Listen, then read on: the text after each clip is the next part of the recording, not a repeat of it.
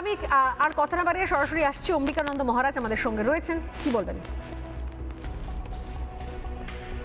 সকাল থেকে যদি একজন রাত পর্যন্ত ইফতার পার্টিতে দৌড়াদৌড়ি করে, মুসলমান ভোট বড় বালাই তো।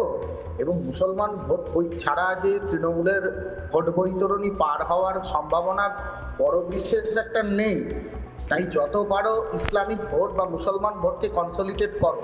তাই ভোট দেন, ভোট জ্ঞান, ভোট চিন্তামণি, তাই ভোট নিয়ে রাস্তায় নেমে পড়েছেন। আর slip of tongue Mamata Banerjee করেন না। মমতা ব্যানার্জি খুব কনসাসলি এই সমস্ত বাজে কথা বলেন, এই ধরনের বাজে কাজকর্মগুলো করেন এবং খুব বুঝে শুনেই করেন।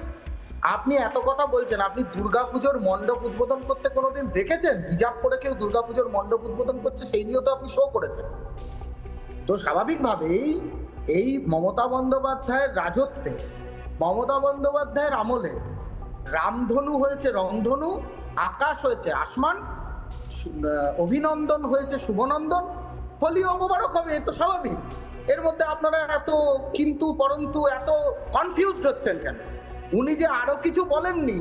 আর ওনার এই হিন্দি ভাষণগুলো দেখুন, প্রতিদিন সন্ধ্যেবেলায়, এখন রমজান মাস চলছে, প্রতিদিন সন্ধ্যেবেলায় তৃণমূলের নেতারা সব দলবল নিয়ে ইফতার পার্টিতে অংশগ্রহণ করছে।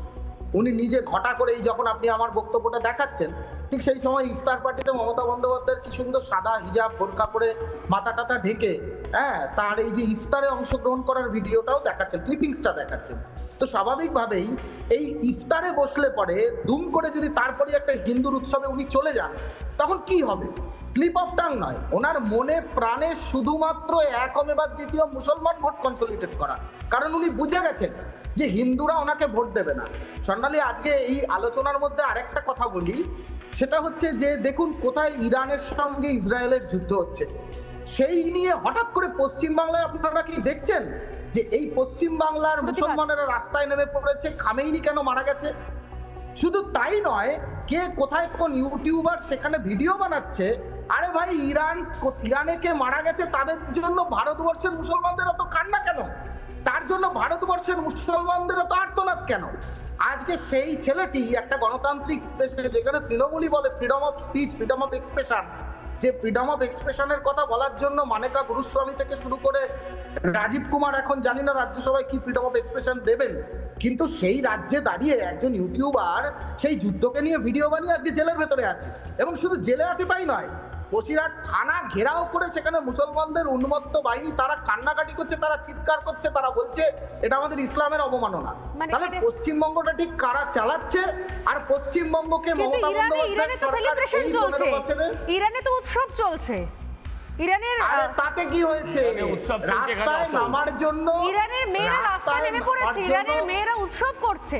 আর এখানে অসৌচ চলছে। স্বর্ণালী, না অসৌচ চলছে, তার কারণ হচ্ছে এখানকার মুসলমানদেরকে দাঙ্গা করার জন্য, এখানে উস্কানি দেওয়ার জন্য তো রাজ্যের শাসক দল আছে, অ্যাডমিনিস্ট্রেশন আছে, আপনি ভুলে যাচ্ছেন কেন? তো এই অ্যাডমিনিস্ট্রেশন যদি তাদেরকে সুযোগ দেয়, তারা তো ছুতো খুঁজবেই। আরে ওয়াকফ সংশোধনী আইন হচ্ছে দিল্লিতে, তোরা জানা দিল্লি থেকে আন্দোলন করে, সেখানে কি আন্দোলন করছে না, কিন্তু এখানে হরগোবিন্দ চন্দনকে কুপিয়ে খুন করছে। এই রহস্যটা তো বুঝতে হবে, এটাই তো হোলি মোবারক। আমার বক্তব্য, আমি নিঃসন্দেহে সময় আমাদের একদম শেষে, রহস্য শেষ হবে না, কিন্তু আমি জানি না যে এসআইআর এর আতঙ্কের জন্য এরকম ভুলভাল কিছু বলে ফেলছেন কিনা।